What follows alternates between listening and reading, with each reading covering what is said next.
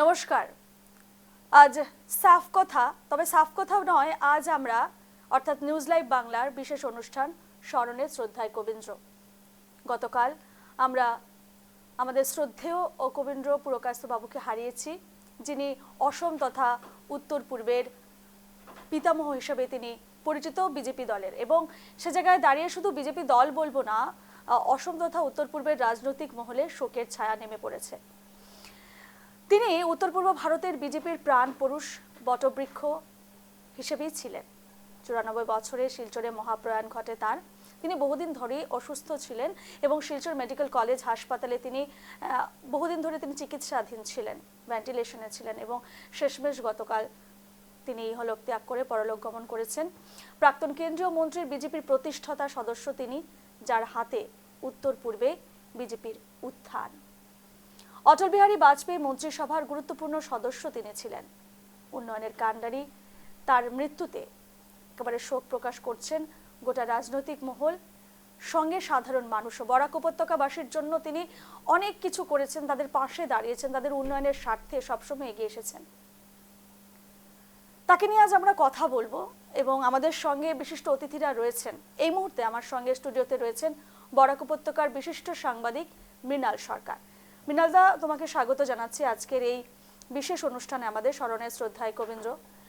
এবং তার সঙ্গে আমাদের সঙ্গে ভার্চুয়ালি জুড়ে যাবেন একাধিক অতিথিরা। তার মধ্যে এই মুহূর্তে রয়েছেন বিজেপি নেতা রজনীকান্ত রয়। রজনীবাবু, আপনাকেও স্বাগত জানাচ্ছি আজকের আমাদের এই বিশেষ অনুষ্ঠান স্মরণে শ্রদ্ধায় কবীন্দ্র। প্রথমে আমি মৃণালদার কাছে যাব। মৃণালদা, সাংবাদিকতার জগতে তোমার অনেক দিনের এই পথ চলা।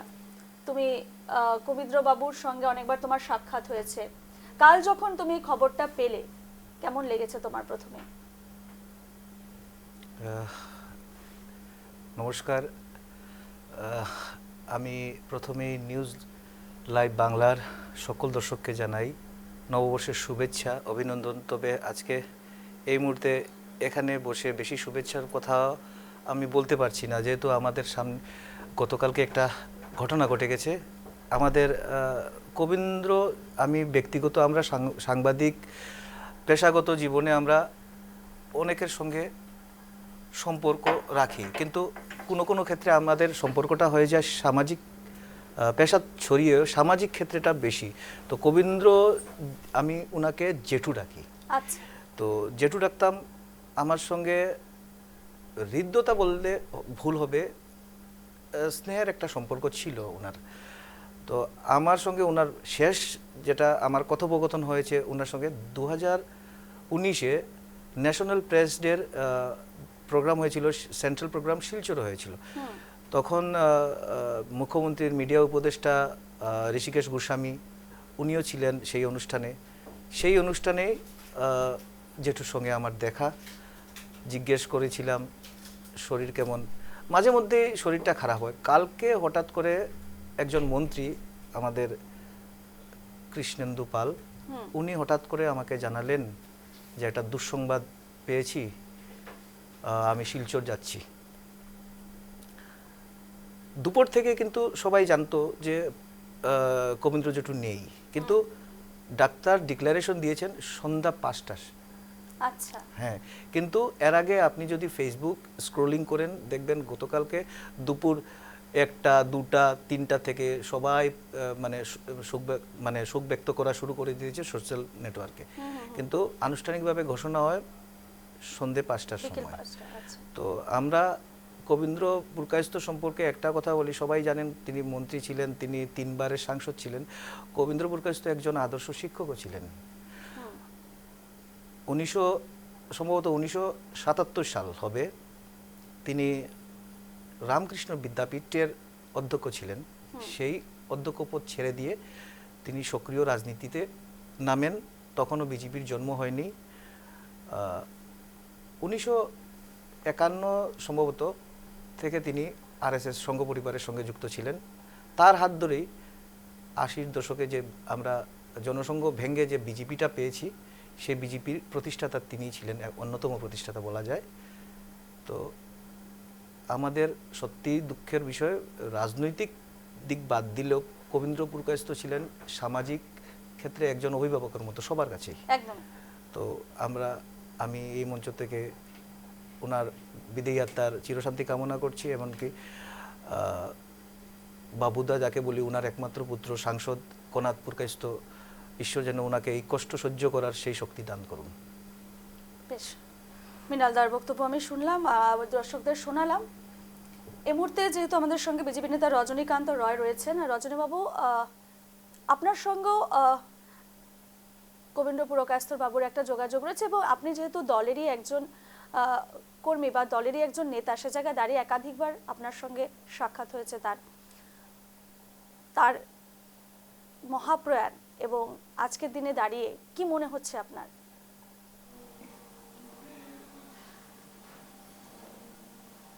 এটা তো শুধু আমাদের নয়, সারা আসামের কথাই আমি বলছি। বিশেষ করে লঙ্কা অঞ্চলে ওনার যে অবদান, লঙ্কা অঞ্চলে যে ওনার অবদান ছিল, আর সেই অবদান আমরা বলতে পারি না। উনি যেন ভারতীয় জনতা পার্টির একটা প্রাণ আমাদেরকে ছেড়ে চলে গেছেন। তাই আমরা সবাই শোকাগ্রস্ত। তো উনি ভারতীয় জনতা পার্টির বিশেষ করে যেসব কর্মীরা ছিল, কর্মীদেরকে নিজের ভাইয়ের মতো জানতো। আর উনি আমাদেরকে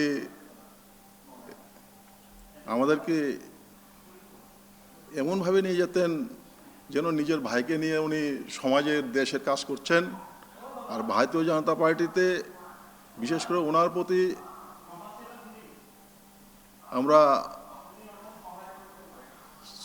প্রতি যে আমাদের সাহসিকতা ছিল, ওনাকে দেখে আমরা ভারতীয় জনতা পার্টির কাজ করেছিলাম। আর বিশেষ করে আমি 97 থেকে ওনার সঙ্গে ওতপ্রোতভাবে জড়িত ছিলাম। তখন তো আমার বয়স কমই ছিল, কিন্তু আমি একদিন কবীন্দ্রদাকে কাকু বলে ডেকেছিলাম। উনি কিন্তু বলছিল, কি রজনী, তোমাকে আমি ভাই বলছি, তুমি আমাকে কাকু ডাকছো। আর সেদিন থেকে আমি ওনাকে কবীন্দ্রদা বলে ডাকতাম। এবং উনি শুধু লঙ্কা নয়, লামডিং, হুজাই, যেখানে যে রাজনৈতিক কাজে যেতেন, বিশেষ করে আমাকেও নিয়ে যেতেন।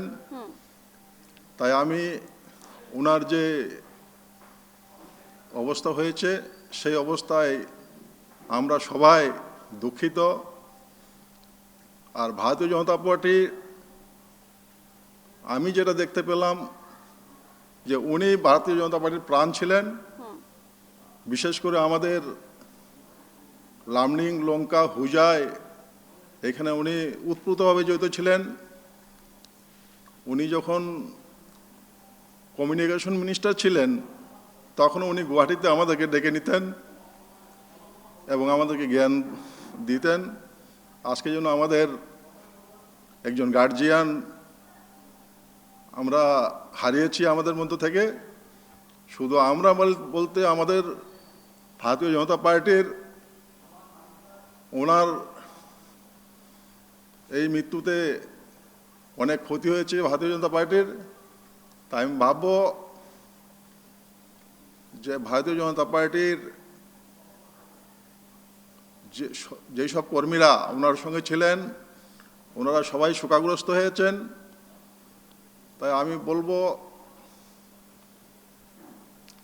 যে এই ধরনের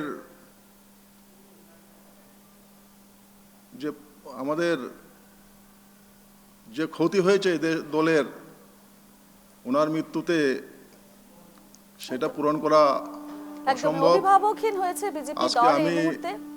ভাষায় ব্যক্ত করতে পারছি না। একদমই রজনী বাবু, আপনার কাছে আবারও ফিরবো। এই মুহূর্তে আমাদের সঙ্গে জুড়ে গেছেন শ্রীভূমি জেলা কংগ্রেসের সাধারণ সম্পাদক সুব্রত দেব, এবং রয়েছেন আমাদের সঙ্গে বিলাসীপাড়া প্রাক্তন বিজেপি বিধায়ক ডক্টর অশোক কুমার সিংহি। আপনাদের দুজনকে স্বাগত জানাচ্ছি আমাদের আজকের এই বিশেষ অনুষ্ঠান স্মরণে শ্রদ্ধায় কবীন্দ্র। এই অনুষ্ঠানে। প্রথমে আমি যাব শ্রীভূমি জেলা কংগ্রেসের সাধারণ সম্পাদক সুব্রত বাবুর কাছে। সুব্রত বাবু, গতকাল মহাপ্রয়াণ ঘটেছে প্রাক্তন কেন্দ্রীয় মন্ত্রী কবীন্দ্র পুরকায়স্থের। তিনি শুধু বিজেপি দলের প্রতিষ্ঠাপক ছিলেন না, তিনি বরাকবাসীর পাশেও কিন্তু একাধিকবার দাঁড়িয়েছেন। বরাকবাসীর বরাক উপত্যকার উন্নয়নের কাজে তিনি ঝাঁপিয়ে পড়েছেন বলা যায়, এবং শুধু অসম না, উত্তর পূর্বের তিনি পিতামহ ছিলেন বিজেপি দলের। এবং সে জায়গায় দাঁড়িয়ে আপনারা বিরোধী শিবিরে রয়েছেন, তারপরও কোথাও না কোথাও তিনি শুধু দলের হয়ে কাজ করেননি, মানুষের হয়ে তিনি কাজ করেছেন, বরাক উপত্যকাবাসীর হয়ে কাজ করেছেন। এই মুহূর্তে ঠিক কি মনে হচ্ছে?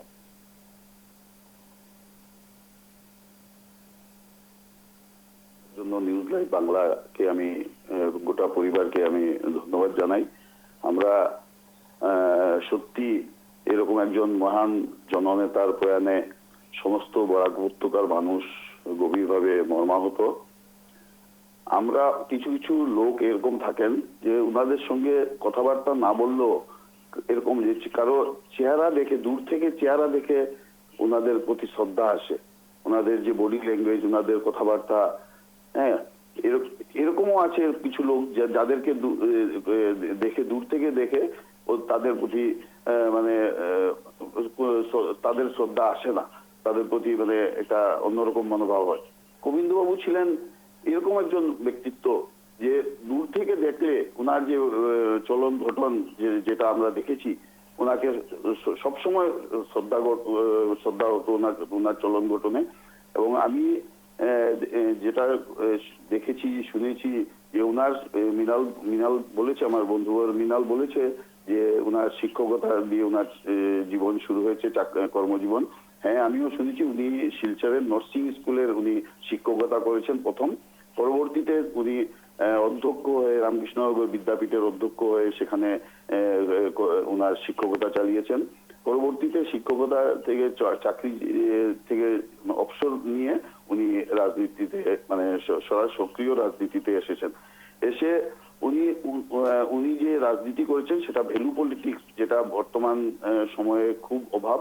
আর আমরা দেখেছি যে বরাকের উন্নয়নের জন্য বা আসামের উন্নয়নের জন্য উনি বিরোধী দলের যারা প্রতিদ্বন্দ্বী ছিলেন, বিশেষ করে সন্তোষ মোহন দেব, পরবর্তীতে সুস্মিতা দেব, নুরুল হুদা, তাদের সঙ্গেও উনি সভা পরামর্শ করতেন। এবং সন্তোষ মোহন দেবের যখন কোনো সাহায্যের দরকার হতো, গোবিন্দবাবু ওনাকে সাহায্য করতেন। সুস্মিতা দেবের যখন কোনো সাহায্যের দরকার হতো, ওনাদেরকে উন্নয়নের জন্য, বরাকের উন্নয়নের জন্য ওনারা নিজেদের যে রাজনৈতিক মতানৈক্য যেটা, সেটাকে ভুলে গিয়ে বরাকের উন্নয়নের জন্য ওনারা এক হয়ে কাজ করতেন।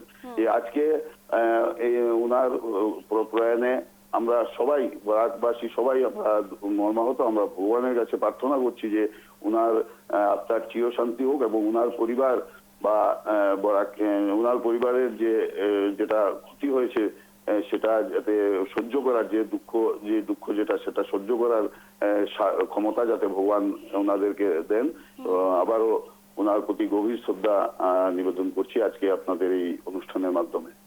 বেশ বেশ, সঙ্গেই থাকবেন সুব্রত বাবু। আমি এই মুহূর্তে চলে যাব বিলাসীপাড়ার প্রাক্তন বিজেপি বিধায়ক ডক্টর অশোক কুমার সিংহি আমাদের সঙ্গে রয়েছেন। অশোক বাবু, আপনাকে স্বাগত। অশোক বাবু, যে বিষয়ে আজকে আমরা কথা বলছি, যার বিষয়ে আমরা কথা বলছি, তাকে হারিয়ে স্বাভাবিকভাবে সকলেই মর্মাহত। বিশেষ করে বিজেপি দলের প্রত্যেকটি নেতা, কর্মী, মন্ত্রীরা, বিধায়করা প্রত্যেকেই ভেঙে পড়েছেন, কারণ তারা তাদের অভিভাবককে হারিয়েছেন। এই মুহূর্তে আপনার কি মনে হচ্ছে, কি মানে আপনি একজন বিজেপি দলেরই একটি অংশ, সে জায়গায় দাঁড়িয়ে কি মনে হচ্ছে আজকে? প্রথমে আমি জানাই নিউজ লাইভ পরিবারকে আন্তরিক অভিনন্দন। প্রত্যেকের আমরা মর্মাহত। আমি রাজনীতিতে বেশি দিন হয় নাই, আমার 2016 সালে আমি রাজনীতি যোগদান করেছি, কিন্তু ওনার নাম আমরা বহুত আগে শুনেছি। প্রায়ত প্রধানমন্ত্রী অটলজির মন্ত্রিসভায় উনি কেন্দ্রীয় মন্ত্রী ছিলেন। ওনার নাম আমরা যথেষ্ট শুনেছি। বিধায়ক হওয়ার পরেও ওনার সঙ্গে আমার যোগাযোগ হয়েছিল কয়েকবার। ওনার একটাই নীতি ছিল, দলকে এগিয়ে নিয়ে যাও। সরল সহজ মানুষ, উনি বিজেপির আসামের প্রাণ ছিলেন।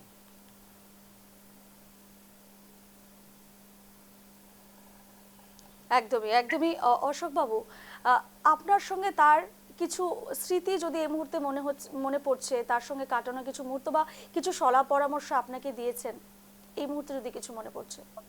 আমি কয়েকবার ওনার সঙ্গে দেখা হয়েছিল।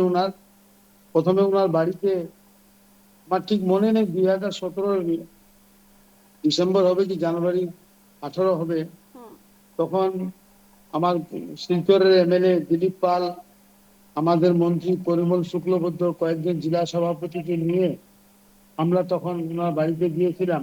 হুম উনি একটাই কথা বলতেন, হুম তা তোমরা ইয়ং ব্লাড ভালো করে কাজ করো, দলকে এগিয়ে নিয়ে যাও। এবং আরেকটা কথা উনি বলেছিলেন, সততার সঙ্গে কাজ করবে, তখনই দল টিকতে পারবে।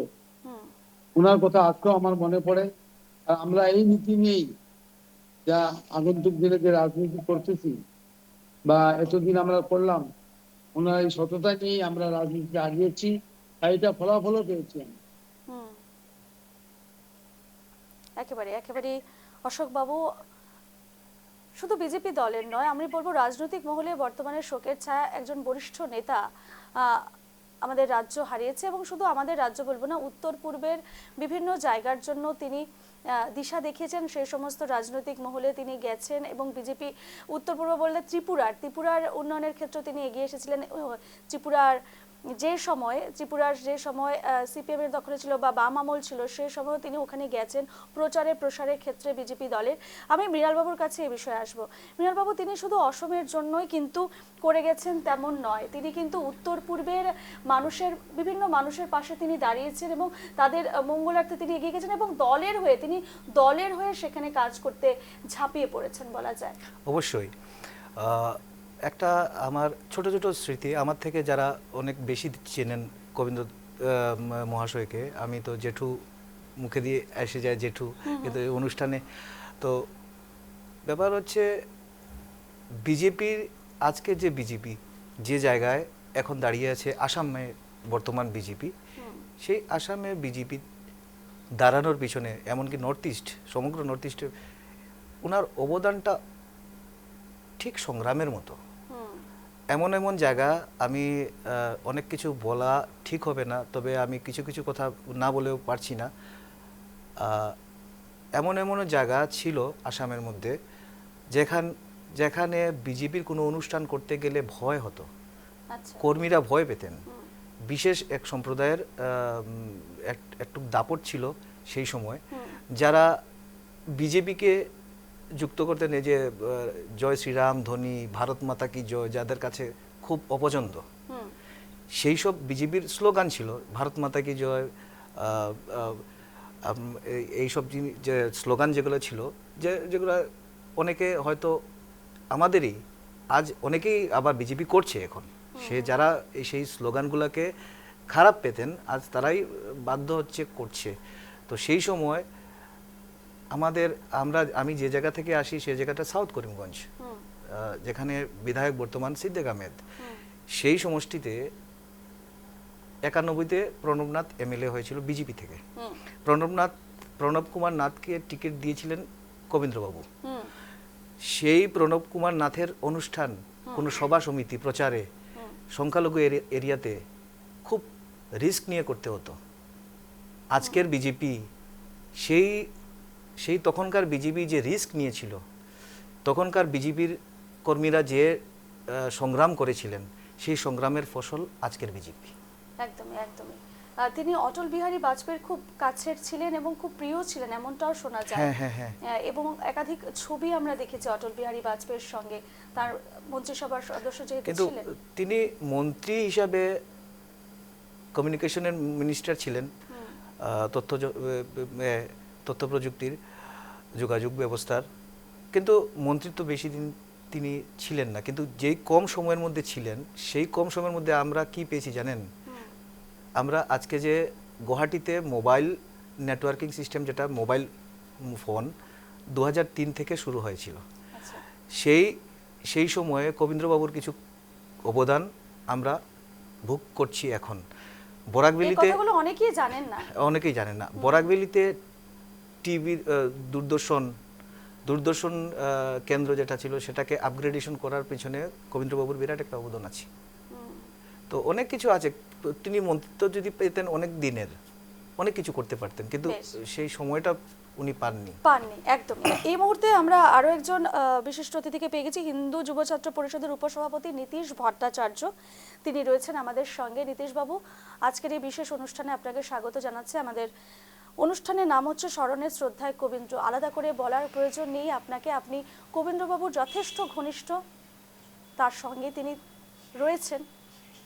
আজকের দিনে দাঁড়িয়ে তার মহাপ্রয়াণ ঘটেছে গতকাল, কি বলবেন?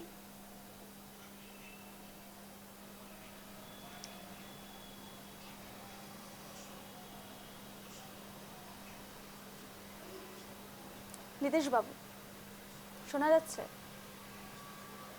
হ্যাঁ, শুনতে পাচ্ছি, শোনা যাচ্ছে। হ্যাঁ, সবাইকে নমস্কার। এই মাত্র শ্মশান থেকে এসে এখানে বসছি।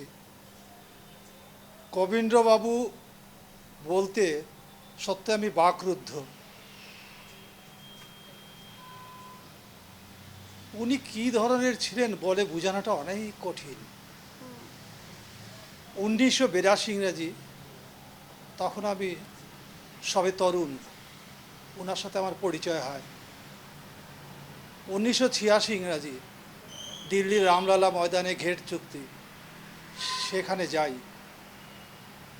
কিন্তু ওনাকে দেখতাম, ওনার পেছনে পেছনে চলতাম, ওনার প্রতিটা কথাবার্তা, ওনার সব কিছু আমাকে আকৃষ্ট করত। আর তখন বরাক উপত্যকায় বিজেপি করা অনেক কঠিন ছিল। তখন বিরোধীদের প্রচণ্ড দাপট। 1998 ইংরেজি, উনি যখন মন্ত্রী হলেন তখন ওনার ল্যাঙ্গুয়েজ বিয়ে হয়, সেই সৌভাগ্য আমার জুটেছিল।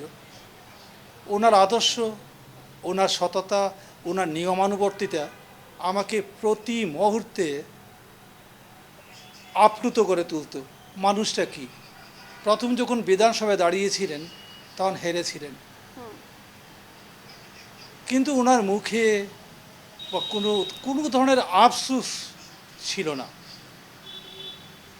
কোনো ধরনের বেদনা, কোনো কিছু, সব কিছুকে অগ্রাহ্য করে চলতেন। মনে মনে ভাবতাম মানুষটা কি। আজ ওনার শেষকৃত্য সম্পূর্ণ হলো। আমরা উত্তর পূর্বাঞ্চলের এক মহান নেতাকে হারালাম। জানি না এই শূন্যস্থান পূরণ আর হবে কি না। সত্যি আমি আপ্লুত। বলার তো অনেক কিছু থাকে, কিন্তু এই মুহূর্তে আমি ক্লান্ত। বুঝতে পারছি। আপনি কিছুক্ষণ আগে তার শেষকৃত্য সম্পন্ন করে এসেছেন এবং এই মুহূর্তে বোঝা যাচ্ছে আপনার কথা শুনে আপনি খুব ভারাক্রান্ত অবস্থায় রয়েছেন। কিন্তু আজ যেহেতু আমরা ওনাকে শ্রদ্ধা জানাচ্ছি, স্মরণ করছি, সে জায়গায় দাঁড়িয়ে আপনার আশাটা, আমরা আবারও ধন্যবাদ জানাচ্ছি আপনাকে আমাদের এখানে আসার জন্য। তবে নীতিশবাবু, আমি আপনার কাছ থেকে আরও কিছু জানতে চাইবো ওনার সম্পর্কে, কারণ শুধু একজন রাজনীতিক বা হিসেবে নয়, তিনি একজন আলাদা ব্যক্তিত্ব একজন ছিলেন। মানে অসাধারণ হয়েও সাধারণ একটা মানুষ তিনি ছিলেন। তিনি খুব সহজভাবে সকলকে আপন করে নিতে পারতেন। দলের কর্মী না, বরাক উপত্যকাবাসী বলবো, যা করেছেন তিনি বরাকবাসীর জন্য, তা আর বলার অপেক্ষা রাখে না। আমি আপনার মুখে শুনতে চাইবো ঠিক তার অবদানের কথা বরাকবাসীর জন্য এবং একজন সাধারণ ব্যক্তিত্ব হিসেবে। ওনার মন্ত্রিত্বকালে উত্তর পূর্বাঞ্চল পেয়েছিল টেলিযোগাযোগ, সে বিরাট এক অনুদান। সেই ব্রডগেজ নিয়ে আন্দোলন, দিল্লির রামলালা ময়দান।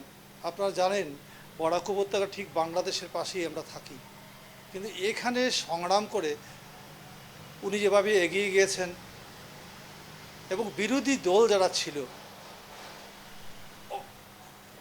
ওনাকে শ্রদ্ধা করত। ওনার যে বিনয়তা, আর উনি একজন শিক্ষাবিদ। উনি রামকৃষ্ণনগর হাই স্কুলের অধ্যক্ষ ছিলেন। সেই অধ্যক্ষ অবস্থায় অটলজির তত্ত্বাবধানে উনি চাকরি ছেড়ে দিল্লি মিটিংয়ে যোগাযোগ করেন এবং সেখানে ওনাকে দায়িত্ব দেওয়া হয় আসামের, যে कमीना जी आप कल गुवाहाटी चला जाइए, उधर অর্গানাইজেশন करना है। তিনি চলে আসেন। এখন সেখান থেকেই তার জীবনের দ্বিতীয় অধ্যায় শুরু, দ্বিতীয় সংগ্রাম শুরু। ছেলে মেয়ে তখন ছোট, সেই অবস্থায় উনি যেভাবে সবাইকে সাংগঠনিক ক্ষমতা দিয়ে আঁকড়ে ধরেছিলেন, আজ বরাক উপত্যকায় সেটা মহিরুহ। একদম একদম এবং ওনার অবদান ভুলবার নয়। একদমই ওনার অবদান একেবারে ভুলবার নয়। আমরা আরও জানবো ওনার সম্পর্কে। নিউজ লাইভ বাংলার দর্শকরা হয়তো অনেক বিষয় জানেন না।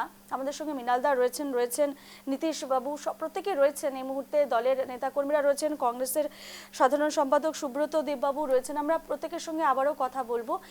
যেমনটা আজ আমরা স্মরণ করছি কবীন্দ্র পুরকায়স্থকে, স্মরণের শ্রদ্ধায় কবীন্দ্র, এবং আমাদের সঙ্গে বিশিষ্ট অতিথিরা রয়েছেন, আমরা তাদের সঙ্গে কথা বলছি। আমার সঙ্গে এই মুহূর্তে স্টুডিওতে বরাক উপত্যকার বিশিষ্ট সাংবাদিক মৃণাল সরকার রয়েছেন, মৃণালদা রয়েছেন আমাদের সঙ্গে। মৃণালদা, করিমগঞ্জের বিজেপির দায়িত্বভার বা অভিভাবক একটা সময় কিন্তু কবীন্দ্রবাবুই ছিলেন। অবশ্যই। হ্যাঁ, তিনি সম্পূর্ণ বিষয়টি তিনিই নিয়ন্ত্রণ করতেন, বর্তমানে যে শ্রীভূমি, ঠিক আছে। তো সে জায়গায় দাঁড়িয়ে তিনি একজন যে অভিভাবক হিসেবে সমস্ত বিষয়টা পরিচালনা করতেন, তার কাছের কারা কারা ছিলেন এবং কিভাবে তিনি বিষয়টিকে পরিচালনা করতেন, এবং সেই সময়কার যদি একটু অভিজ্ঞতা বা সেই সময়কার যে একটু ছবি যদি আমাদের সামনে তুলে ধরা যায়। কবীন্দ্রবাবু নিঃসন্দেহে সমগ্র আসামের বিজেপির অভিভাবক বলা যায়, পথিকৃৎ বলা যায়, কিন্তু করিমগঞ্জ এখন হয়েছে শ্রীভূমি। তো করিমগঞ্জ বিজেপি এক সময় কিন্তু কবীন্দ্রবাবুর মানে নিয়ন্ত্রণেই ছিল। যেমন কবীন্দ্রবাবু শেষ কথা, এমন একটা পরিস্থিতি ছিল যে করিমগঞ্জ বিজেপিতে বিশ্বরূপ ভট্টাচার্য আছেন, যিনি এখনও আছেন ডেভেলপমেন্ট অথরিটির চেয়ারম্যান, আছেন সুব্রত ভট্টাচার্য, যিনি তিনবারের সভাপতি ছিলেন জেলা বিজেপির, মিশন রঞ্জন দাস আছেন 4 বারের বিধায়ক, আছেন বর্তমান মিউনিসিপ্যাল যে বোর্ড আছে করিমগঞ্জের, সেখানে রবীন্দ্রচন্দ্র দেব, সুদীপ চক্রবর্তী আছেন, শিপ্রা গুণ আছেন। কার কথা বলবো, প্রত্যেকটা নেতা যারা জেলার মুখ, জেলা বিজেপির মুখ, প্রত্যেকটা নেতা কিন্তু অভিভাবক মানতেন কবীন্দ্রবাবুকে। ইভেন গতকালকে সুখবার্তায় পরিমল শুক্লবুদ্ধ নিজে স্বীকার করেছেন। পরিমল শুক্লবুদ্ধ কিন্তু একজন টিচার ছিলেন, শিক্ষক ছিলেন। ওনাকে শিক্ষকতা ছাড়িয়ে রাজনীতিতে এনেছেন কবীন্দ্রবাবু। তো সুতরাং কবীন্দ্রবাবু বরাক বিজেপির কি সেটা বলে বোঝানো যাবে না। মানে বরাক বিজেপির হর্তাকর্তা বিধাতা তিনিই ছিলেন। তাহলে আমরা মানে এরকম একটা বিষয় দাঁড়িয়েছে, বরাক উপত্যকার যারা বিজেপির মুখ এখন মৃণালদা, তারা কিন্তু প্রত্যেকেই উনার হাত ধরেই দলে আসা, তাকে অনুসরণ করে এটা অস্বীকার করার কোনো উপায় নেই। এবং যার জন্য আমরা দেখতে পেয়েছি যে আজ যখন তার শেষকৃত্য সম্পন্ন হচ্ছে, বা গতকাল থেকে আজ পর্যন্ত যে ছবিগুলো আমাদের ক্যামেরাও ধরা পড়েছে, অসমের বিভিন্ন প্রান্তে, শুধু অসম বলবো না, উত্তর পূর্বের বিভিন্ন প্রান্তের বিজেপি নেতা কর্মী বিধায়ক প্রত্যেকেই কিন্তু এসেছেন তাকে শেষ শ্রদ্ধা জানানোর জন্য এবং তাকে শেষবারের মতো দেখার জন্য। এবং প্রত্যেকের মুখে একটি কথা যে তার অবদান কখনোই ভোলার নয়। তিনি পথের দিশা, তিনি বিজেপি দলকে এগিয়ে নিয়ে যাওয়ার ক্ষেত্রে যা যা করণীয় সবাইকে কিন্তু অনুপ্রাণিত করেছেন এগিয়ে যাওয়ার জন্য, একেবারে পরামর্শ তিনি দিতেন। আমাদের সঙ্গে এই মুহূর্তে যেহেতু অশোক কুমার সিংহি বাবু রয়েছেন, অশোকবাবু রয়েছেন প্রাক্তন বিধায়ক, তিনি বিলাসীপাড়ার। অশোকবাবু, আপনার কাছে আবারও আসবো। অশোকবাবু, যেমনটা এর আগেও আপনি বলছিলেন যে তিনি সবসময় বলতেন বিজেপি, আচ্ছা অশোকবাবু আমাদের সঙ্গে এই মুহূর্তে নেই, তবে এই মুহূর্তে আমাদের সঙ্গে রয়েছেন সুব্রত বাবু কংগ্রেসের পক্ষ থেকে, সুব্রত বাবুর কাছে একটু অন্য প্রশ্নে আসছে। আমার প্রশ্নটা 2009 সালে যে সময়ে তিনি সন্তোষ মোহন বাবুকে হারিয়েছিলেন, সেই সময়কার প্রেক্ষাপটে ঠিক কিসের উপর ভিত্তি করে তারই জয় হয়েছিল? মানে এই সময়ে যদিও আলোচনার বিষয় নয়, এগুলো রাজনৈতিক ব্যাপার, কিন্তু যেহেতু উনি একজন বলিষ্ঠ রাজনীতিবিদ ছিলেন, সেটি আপনিও কিছুক্ষণ আগেই বলেছেন, বরাক উপত্যকার জন্য তিনি যথেষ্ট অভিভাবক ছিলেন, তিনি বরাক উপত্যকাবাসীর জন্য। সে জায়গায় দাঁড়িয়ে সেই সময়কার প্রেক্ষাপটটা যদি একটু আমাদের সামনে তুলে ধরেন। হ্যাঁ, বলছি আমি একটু আগে থেকে একটু পেছনে যাচ্ছি। উনি মৃণাল বলেছে যে বিজেপি কিছু বিশেষ বিশেষ জায়গাতে বিজেপি সভা সমিতি করতে পারতো না। হ্যাঁ, শুধু বিশেষ বিশেষ জায়গা নয়, যখন বিজেপি জনসংঘ ভেঙে 1980 ইংরেজিতে যখন বিজেপি সৃষ্টি হয়েছে, তখন নর্থ ইস্ট থেকে, উত্তর পূর্বাঞ্চল থেকে 5 জন সদস্য ওই সভাতে যোগদান করেছিলেন। তার মধ্যে একজন হলেন গোবিন্দ পুরকায়স্থ, আরেকজন করিমগঞ্জ থেকে হরিপদ দেব। এই গোবিন্দ পুরকায়স্থকে ওই সময় অটল বিহারী বাজপেয়ী ছিলেন সভাপতি বিজেপির, নবগঠিত যে বিজেপি হয়েছিল সেটা দলের সভাপতি, এবং আদবানিজি হয়েছিলেন সেটার সাধারণ সম্পাদক। পরবর্তীতে উনি পুরো উত্তর পূর্বের দায়িত্ব উনি নিয়েছিলেন, ওনাকে দেওয়া হয়েছিল। কিন্তু তখন বিশেষ করে যেসব অঞ্চলে হিন্দু বেঙ্গলি এবং মুসলিম অধ্যুষিত অঞ্চল, বিশেষ করে বরাকবিলি এবং ধুবড়ী ডিস্ট্রিক্ট ছাড়া উত্তর পূর্বাঞ্চলের কোনো অঞ্চলেই বিজেপির কোনো অস্তিত্ব ছিল না। হ্যাঁ, 91 ইংরেজিতে প্রথম বিজেপি 9টা সিট, 15টার মধ্যে 9টা বরাকবিলি থেকে, বরাক উপত্যকা থেকে জিতেছে, একটা ধুবড়ী থেকে জিতেছিল, সেই ছিল 10টা MLA, এবং 2 জন বিধায়ক ছিলেন তখন। গোবিন্দ পুরকায়স্থ ছিলেন শিলচর থেকে সংসদ, আর করিমগঞ্জ থেকে, করিমগঞ্জ সংরক্ষিত আসন যেটা ছিল সেটা থেকে ছিলেন দ্বারকানাথ দাস। এই ছিল উত্তর পূর্বাঞ্চলে বিজেপির সম্বল। পরবর্তীতে উনারই তত্ত্বাবধানে, উনারই পরিশ্রমে, হ্যাঁ, যে উনি যেভাবে কাজ করে গেছেন বিজেপি হয়ে, উনি উনার থাকার সময়ও ব্রহ্মপুত্র বেলিতে অন্যান্য অঞ্চলে বিজেপির কোনো অস্তিত্ব ছিল না। সেটা 16-র আগে কিছুটা হয়েছে। 11তেও বোধহয় বিজেপি খুব বেশি ভালো MLA বা বিধায়ক জয়ী হতে পারেনি। তার আগে সাংসদ 3 জন 4 জন হয়তো বিজেপি থেকে, গোটা উত্তর পূর্বাঞ্চল থেকে 3-4 জন জিততেন। এভাবে উনি যেটা বলছেন আপনি 9 ইংরেজিতে উনি যখন দাঁড়িয়েছেন, সন্তোষ মোহন দেব তার আগে কেন্দ্রীয় মন্ত্রী ছিলেন, ভারী শিল্প মন্ত্রী। হ্যাঁ, সন্তোষ মোহন দেবের সময় উনি ভারী শিল্পমন্ত্রী থাকা অবস্থাতে ব্রডগেজের স্যাংশন হয়েছে, সেটাকে জাতীয় প্রকল্প হিসাবে ঘোষণা করা হয়েছে। সে সময় লালু প্রসাদ যাদব ছিলেন রেলমন্ত্রী। ওই সময় এটা হয়েছে। পরবর্তীতে 9 ইংরেজিতে 2009 ইংরেজিতে উনাকে হারানোর জন্য একটা চক্র বদরুদ্দিন আজমল সাহেবকে, যেখানে শিলচর মানে সংখ্যালঘু ভোটার সবাই যদি বদরুদ্দিন আজমল সাহেবকে ভোট দিয়ে দিতেন, ওই সময় উনার জেতার পজিশন ছিল না, কিন্তু উনাকে সন্তোষ মোহন দেবকে হারানোর জন্য বদরুদ্দিন আজমল সাহেবকে সে সময় UDF প্রার্থী করেছে।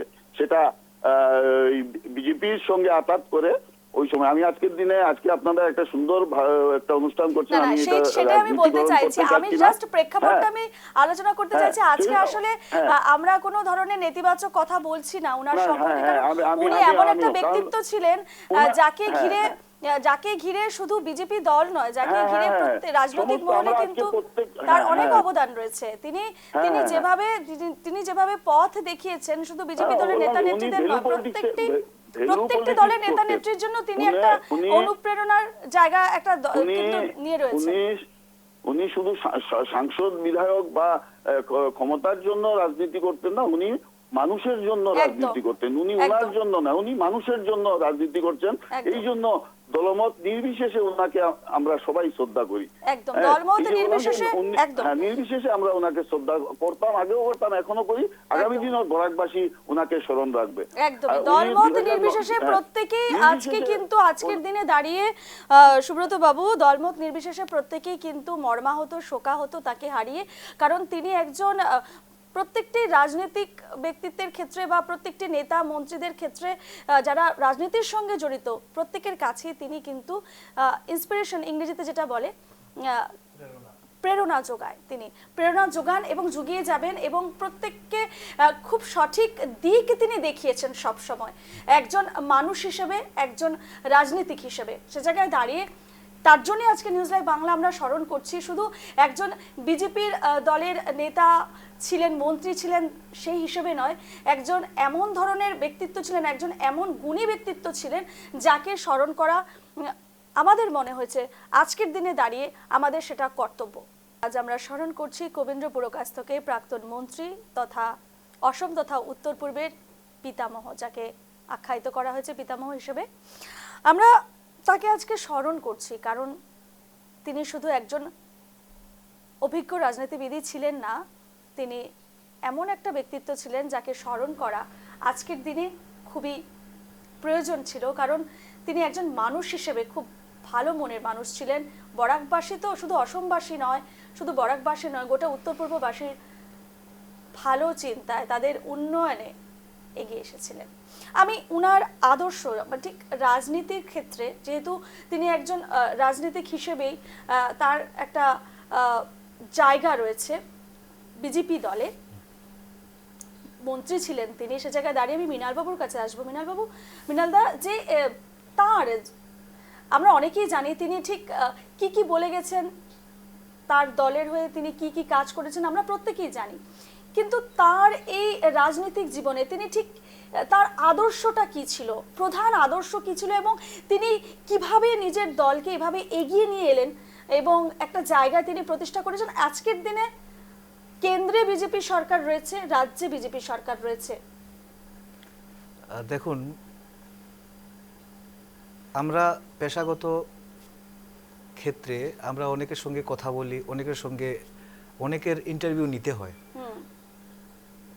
আমি কবীন্দ্র পুরকায়স্থ বাবুকে আমরা যেভাবে দেখেছি, উনি কোনো দিনই ব্যক্তি কাউকে আক্রমণ করছেন, রাজনৈতিকভাবে আক্রমণ করছেন, রাজনীতির গণ্ডি ডিঙিয়ে অন্য মানে ব্যক্তিবিশেষ বা ব্যক্তিকেন্দ্রিক কোনো আক্রমণ কাউকে করেননি। এটা পার্সোনালি কাউকে অ্যাটাক করেননি কোনোদিনই। একদিন এমন হয়েছে, আমি এক নাম নেব না, এক নেতা সম্পর্কে কোনো এক সাংবাদিক ওনাকে, ওই সবাই থাকে না, সবাই জিজ্ঞেস করে, তো জিজ্ঞেস করেছেন, বলতে বলতে ওনার পার্সোনাল ব্যাপারটা জিজ্ঞেস করে নিয়েছিলেন। পরিমল মানে শুক্লবৈদ্য, অমুক টমুক অনেকের ব্যাপারেই কথাবার্তা হয়েছে। তো সেই সময় কবীন্দ্রবাবু সেই সাংবাদিককে, আমি নাম নিচ্ছি না, খুব মিষ্টিভাবে বললেন যে রাজনীতি সম্পৃক্ত কোনো কথাবার্তা থাকলে আমাকে জিজ্ঞেস করো, আমি বাইরে কিছু বলতে পারবো না।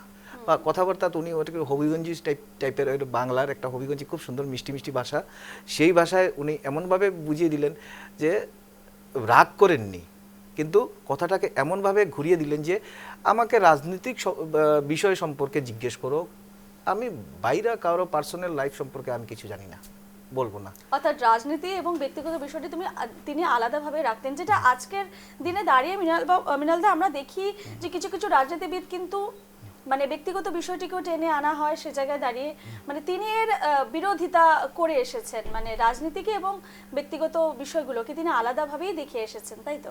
হ্যাঁ, একদম। আমি আবার যাব সুব্রত বাবুর কাছে। সুব্রত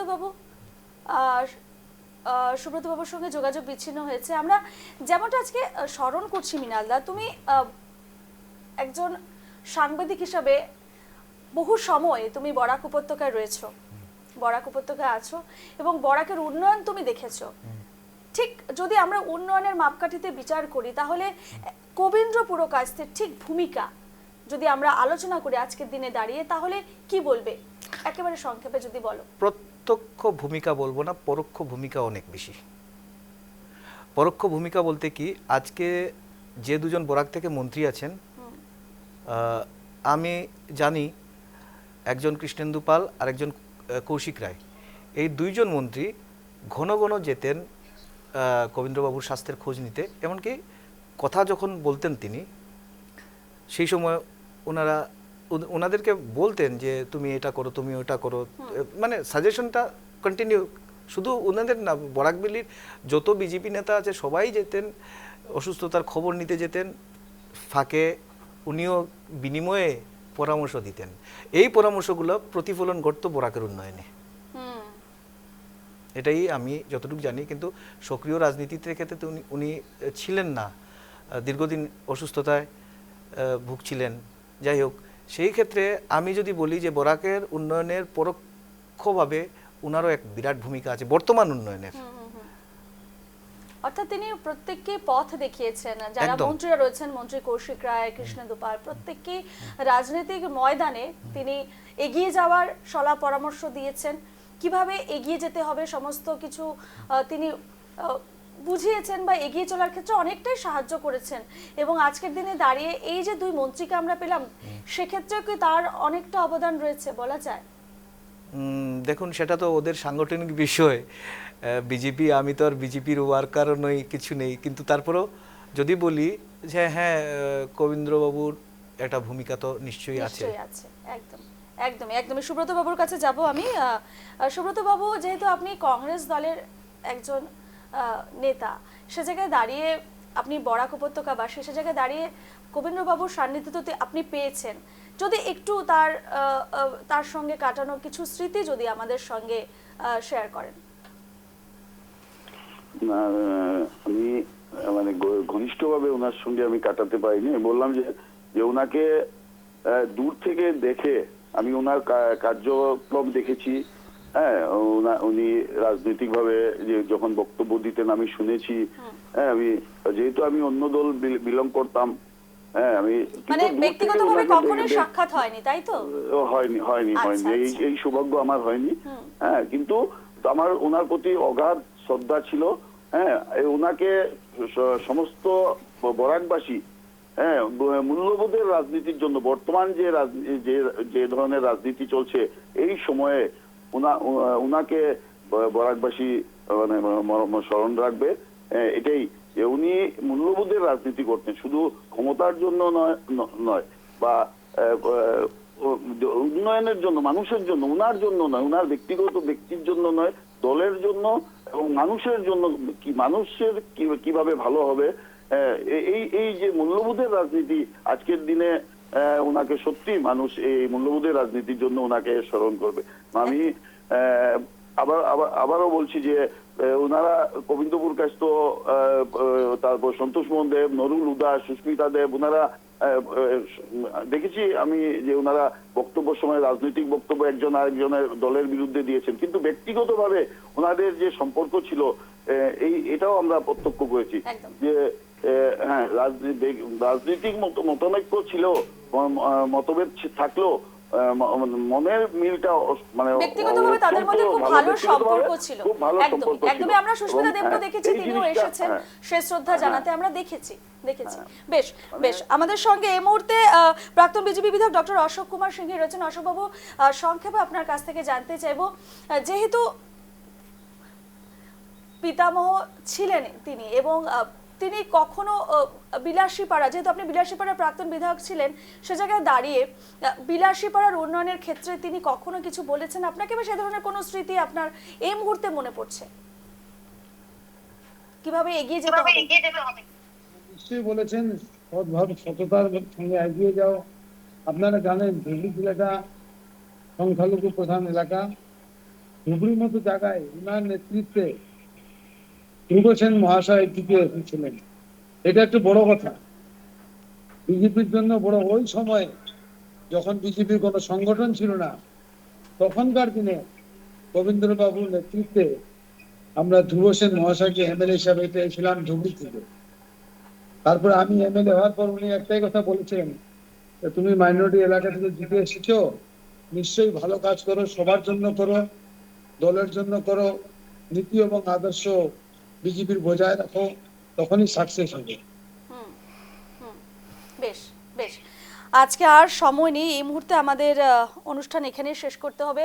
প্রত্যেকে ধন্যবাদ জানাচ্ছি। আমাদের সঙ্গে ছিলেন বরাক উপত্যকার বিশিষ্ট সাংবাদিক মৃণাল সরকার, মৃণালদা ছিলেন, বিলাসীপাড়ার প্রাক্তন বিজেপি বিধায়ক ডক্টর অশোক কুমার সিংহে ছিলেন আমাদের সঙ্গে, হিন্দু যুব ছাত্র পরিষদের উপসভাপতি নীতিশ ভট্টাচার্য ছিলেন, ত্রিভূমি জেলার কংগ্রেসের সাধারণ সম্পাদক সুব্রত দেব এবং বিজেপি নেতা রজনীকান্ত রয়। প্রত্যেককে জানাচ্ছি ধন্যবাদ আজকের আমাদের এই বিশেষ অনুষ্ঠান স্মরণে শ্রদ্ধায় কবীন্দ্র এই অনুষ্ঠানে আসার জন্য।